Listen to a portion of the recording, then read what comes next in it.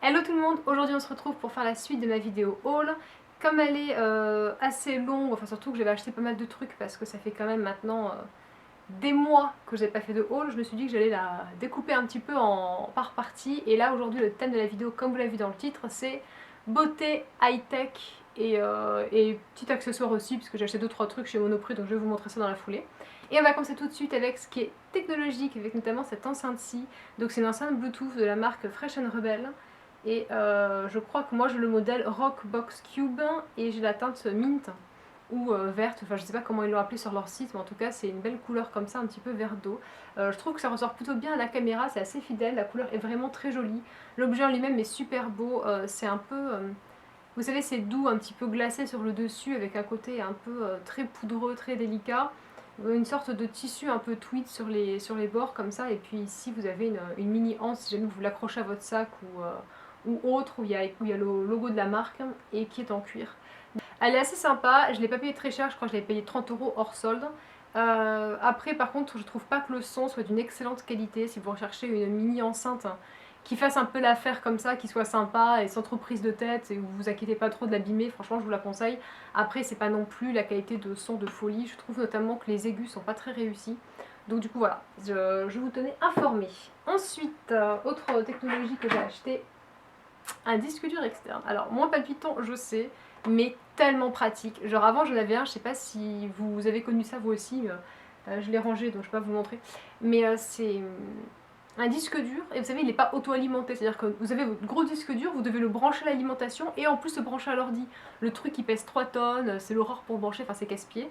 Donc j'investis dans celui-ci qui est un disque dur externe de la marque Maxtor qui fait 2 Tera que j'ai dû payer 60 € je crois, quelque chose comme ça. Je vous mettrai la référence évidemment de tous les produits aussi en barre d'infos si ça vous intéresse.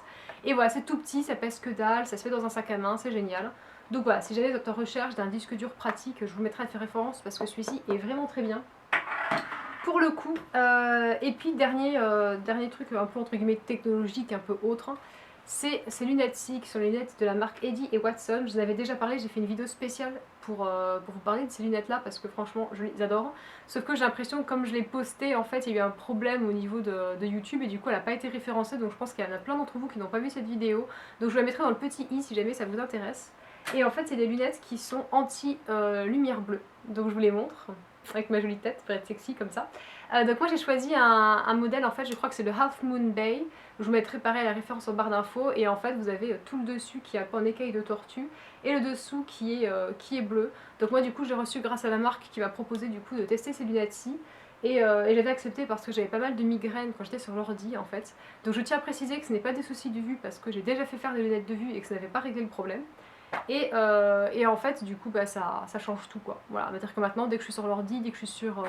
Ou même sur le téléphone, mais du moment que j'y suis un peu trop longtemps, entre guillemets, je m'en sers. Et du coup, voilà, c'est vraiment génial. Donc je voulais vous en parler parce que si, comme moi, vous avez ce souci-là, franchement, orientez-vous là-dessus, ça peut vraiment vous aider. Alors j'ai vu que la mise à jour de Windows 10 permettait apparemment de passer en mode nuit ou je sais pas quoi. Bon, en tout cas, moi, je trouve que les miennes.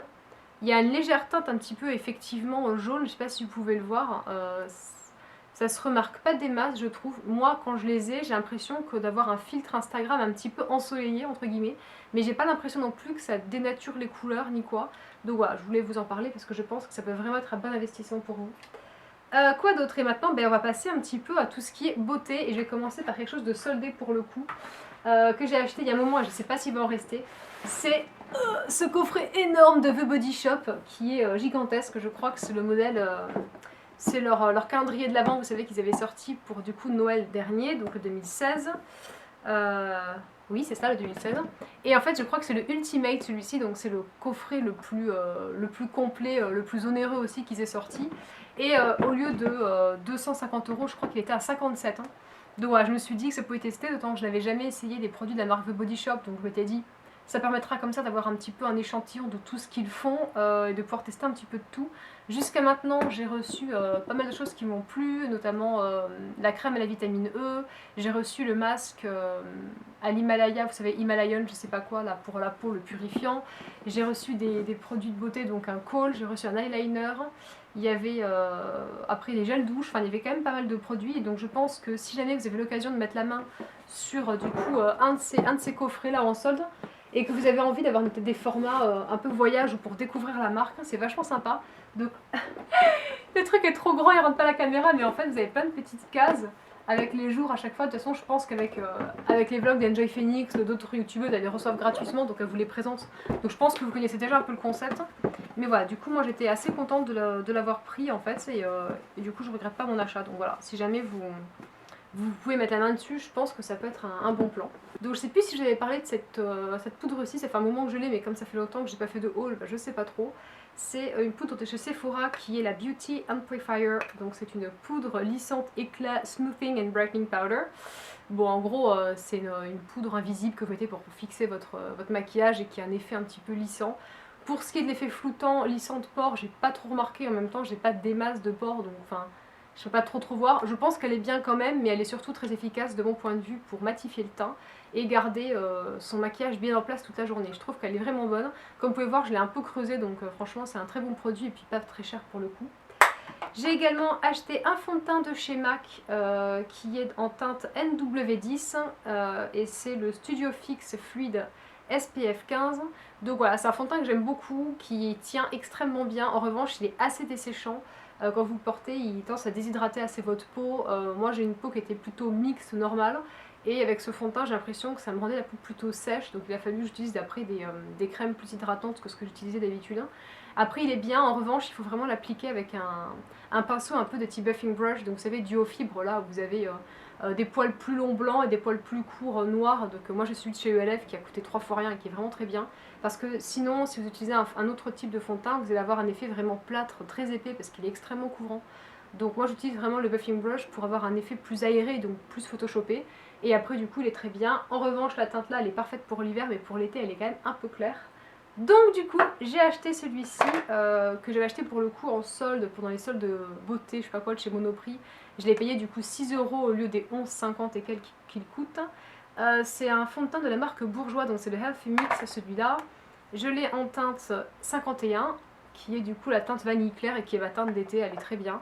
Voilà, c'est un fond de teint que j'aime beaucoup, il est beaucoup plus glowy et hydratant que l'autre.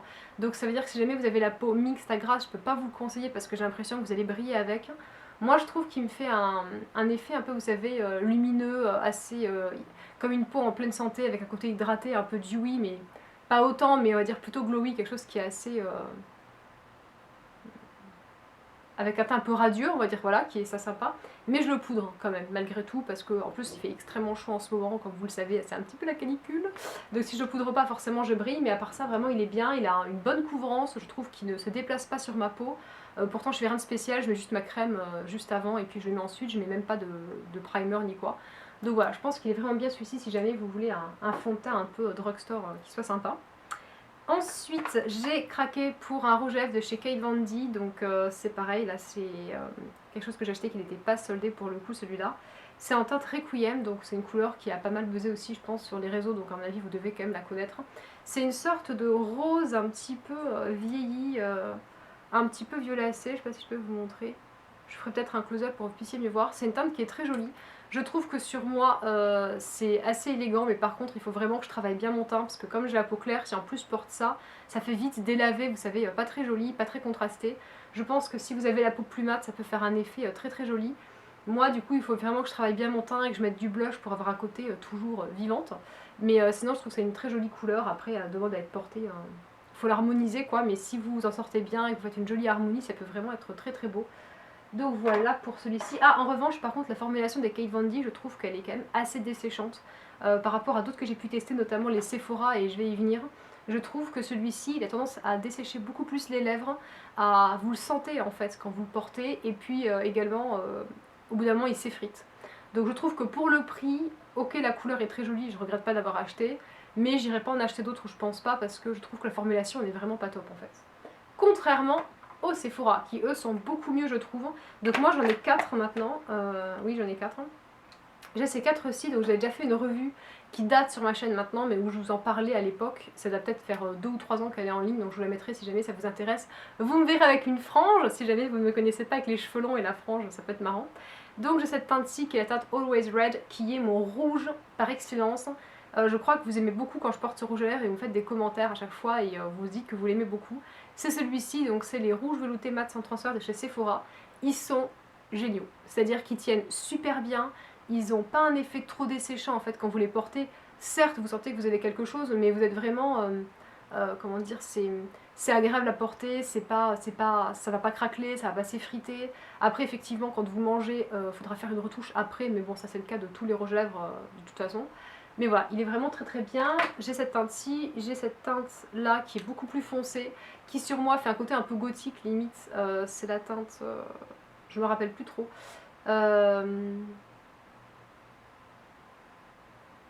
Endless Purple, c'est cette, voilà, et c'est la teinte numéro 4. J'ai également la teinte numéro 6. Ah, j'en ai une autre que j'ai oubliée, bon, tant pis, c'est pas grave. Qui est une des nouvelles teintes qu'ils ont sorties, qui se rapproche un petit peu apparemment d'une des teintes justement de chez Kate Von D. Je crois que c'est pas la Lolita ou une autre, je sais plus.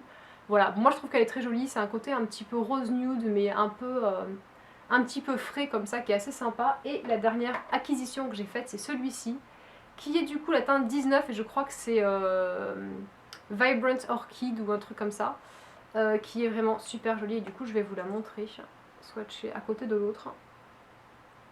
La couleur est absolument sublime, c'est une sorte de magenta, vraiment pour le coup vibrant effectivement, qui est super beau. Alors, je dirais que c'est une couleur qui est relativement chaude malgré tout, mais elle n'est pas excessivement. Et notamment sur les blacks, je pense que ça peut être une couleur qui doit être magnifique portée, vraiment. Donc si jamais vous ne l'avez pas essayé, je vous conseille d'aller le tester parce que c'est une couleur qui, d'un côté, est assez sombre, donc qui a un côté, je trouve, très chic et très bold. Et en même temps, c'est pas non plus gothique, ça tombe pas dans le dramatique, ça reste une couleur qui est assez lumineuse et qui est assez de peps. Donc notamment pour l'été et puis pour l'automne, une merveille. Ensuite, qu'est-ce que j'ai à vous montrer? Ah oui, j'ai un produit pour les cheveux, un produit capillaire que j'ai reçu de la marque Chlorane, qui est du coup la crème de jour au beurre de menthe pour les cheveux secs. Et en fait, je trouve le concept assez intéressant puisqu'en gros, c'est un produit que vous mettez sur vos cheveux, mais à n'importe quel moment de la journée. C'est-à-dire qu'en fait, vous n'êtes pas censé faire ça forcément sur cheveux mouillés ou juste après votre shampoing ou quoi que ce soit. C'est un soin qui est vraiment quotidien, que vous allez appliquer tous les jours en vous levant avant de faire votre brushing ou je sais pas quoi. Moi j'aime beaucoup, c'est sans rinçage du coup forcément, et après ils disent de l'appliquer 2 à 3 noisettes sur les longueurs et les pointes sèches ou essorées, donc on peut effectivement le mettre après vous êtes lavé les cheveux en ayant encore les cheveux mouillés. Hein. Voilà, et c'est un soin du coup qui est à la menthe, donc je sais pas si vous connaissez déjà cette gamme de chez Chlorane, mais je peux aussi vous la conseiller, je sais que ma soeur en est folle, elle a tout, elle a le shampoing, l'après-shampoing, le masque, le truc de rinçage, elle jure elle a tout, et ça sent super bon, c'est vraiment... Puis voilà, je sais que la gamme fonctionne très très bien. Après, ça peut alourdir un peu les cheveux si jamais, comme moi, vous avez les cheveux un peu fins. Donc, je vous conseille vraiment sur cette gamme-là, notamment tout ce qui est après-shampoing, etc., de faire vraiment que sur les pointes. Et du coup, moi, c'est pareil, j'utilise que sur mes pointes. Je trouve que c'est très agréable. Ça permet d'avoir les cheveux plus doux et plus brillants que si vous ne mettiez rien. Et du coup, c'est vrai que ça permet aussi de, notamment si vous avez les cheveux un peu secs et surtout avec l'été, de leur apporter de l'hydratation. Donc, du coup, je peux vous le conseiller parce que j'aime beaucoup ce produit-ci. Et après, qu'est-ce que j'ai? Ben, j'ai des bijoux, les gars. Et j'ai acheté pas mal de bijoux. Hein. Mais alors, attention, je précise que c'est sur plusieurs mois. Hein. C'est pas... Voilà. Donc, j'ai tout d'abord ce bijou-ci, qui est un bijou de chez Agatha. C'est un bracelet où il y a écrit Dreams are my reality. Et ça me faisait trop penser à la Boum avec Sophie Marceau. Et donc, voilà, c'est un jonc, en fait, qui est ouvert comme ceci. Et en fait, vous avez deux petites pierres semi-précieuses de chaque côté. Ce sont des labradorites, si jamais vous posez la question. De toute façon, je vous ferai un close-up, vous pourrez mieux voir. Et voilà, je trouve que c'est super joli à porter notamment avec une montre. Donc là, c'est peut-être pas forcément la montre la plus adaptée puisque celle-ci est rose gold et que ça, c'est un doré classique. Mais voilà, c'est un bracelet que j'aime beaucoup. Alors attention cependant avec les bijoux comme ça qui sont fantaisie. Ça, c'est du laiton qui a été trempé dans un bain d'or. Donc l'extérieur, si vous voulez, c'est de l'or véritable. Par contre, dessous, c'est du laiton. Donc ce qu'il faut savoir, c'est que l'or, ça tient pas non plus hyper bien sur le laiton. Donc c'est un bijou qui va forcément se patiner avec le temps. Ça c'est normal, c'est classique. Par contre, il faut surtout pas d'eau là-dessus. Ne mettez pas de crème, mettez pas d'auto-bronzant, de je sais pas quoi. Je vous jure, j'ai vu tout en bijouterie. Et après, bah, du coup, une fois que le plaquage est parti, bah, c'est trop tard et ça fait cheap quoi. Donc faites vraiment gaffe à vos bijoux fantaisie comme ça. Il faut pas non plus les mettre quand vous suez. Genre si vous allez à la salle de sport, voilà, c'est pas... Hein. Voilà, je préfère... Ça peut être évident pour des gens, mais pas du tout pour d'autres, donc je préfère le dire. Après, j'ai acheté 2 bracelets chez Nature et Découverte qui sont comme ceci. Donc c'est des bracelets en pierre semi-précieuse. Il y en a un qui est en améthyste, donc qui est une pierre violette. Et il y en a un autre que j'ai pris en quartz rose. Donc vous voyez, c'est une couleur qui est très douce, très discrète et je trouve que portée avec une montre, je trouve ça absolument sublime. Donc je les ai payés 10 € chacun. À l'époque ils n'étaient pas soldés mais tout aussi bien maintenant ils le sont parce que je les ai achetés peut-être il y a 5 mois, un truc comme ça, donc peut-être que maintenant vous les trouverez en solde. Je les trouve super jolis. En revanche ce que je leur reproche c'est que comme moi j'ai un petit poignet, je suis obligée en fait vous savez de le fermer au plus petit. Et alors du coup je vous raconte pas comment je galère avec mon bras coincé contre mon torse pour arriver à le tenir et le mettre et tout, enfin c'est une catastrophe. Donc je me demande si je vais pas vous savez le couper en fait, récupérer les perles et du coup le mettre sur un bracelet type élastique qu'on peut enfiler super simplement parce que là c'est vraiment compliqué à porter. Mais je trouve ça hyper joli et en ce moment j'ai une addiction pour les pierres, vous allez voir, c'est incroyable. Du coup j'ai acheté, tant que j'y étais, allons-y lançons-nous, ce bracelet-ci qui est un bracelet Pandora. Alors moi je suis un petit peu addict à Pandora, genre j'ai quand même pas mal de bijoux. J'en ai deux, j'ai celui-ci que vous avez pu voir sur mes vidéos qui a un jonc en argent rigide avec une petite aile. J'en ai un autre qui est un bracelet souple comme ceci avec une étoile et là j'ai deux petites pierres roses mais j'en ai également deux autres qui sont bleu nuit. Et du coup ma récente acquisition c'est celui-ci qui est de la collection Essence, donc ça veut dire que par rapport au jonc classique de chez Pandora, vous pouvez voir qu'il est beaucoup plus petit que celui-ci qui est plus gros en termes d'épaisseur en fait de bracelet. Il est beaucoup plus fin donc ça peut aller à des filles qui ont des très petits poignets ou également à des adolescentes ou carrément des jeunes enfants. Si vous avez 12 ans, 10 ans, ça c'est des choses qui peuvent vous aller. Alors après attention, évidemment c'est un très beau cadeau, ça coûte la blinde donc il ne faut pas du tout le perdre. C'est une couleur un peu de pierre qui est entre le vert, le bleu et le gris. Je trouve ça sublime, ça me fait penser un peu à la pluie. Voilà, je trouve ça magnifique, j'aime beaucoup donc voilà, je le porte et il y a des fois quand même carrément, je vous avoue tout, je les porte tous ensemble. C'est la meuf qui en rajoute, qui en met 45 comme ça, c'est moi. Voilà, mais je les aime beaucoup. Donc voilà, et après je vais terminer par, par ce collier-ci, qui est un collier que j'ai acheté chez Agatha, qui fait partie de la collection des pierres semi-précieuses. Donc c'est un collier qui est en quartz rose également, donc la même pierre précieuse que celle de Nature et Découverte. Je pense que vous verrez pas grand chose, donc je vous ferai des close-up et c'est hyper joli, je trouve que dans un décolleté, vous savez, ça fait la petite touche chic et élégante, raffinée, et en même temps ça reste très délicat, très ballerine, très doux, et ça fait quand même son petit effet, donc c'est ça que je voulais, c'était une pierre qui soit discrète. Et j'envisage aussi d'acheter celle en quartz mais vert, parce que je trouve que c'est magnifique. Voilà, je termine avec cette vidéo qui est très très longue, et j'espère cependant qu'elle vous aura plu. Moi je fais plein de gros bisous, et je vous dis à très bientôt dans une prochaine vidéo. Bye.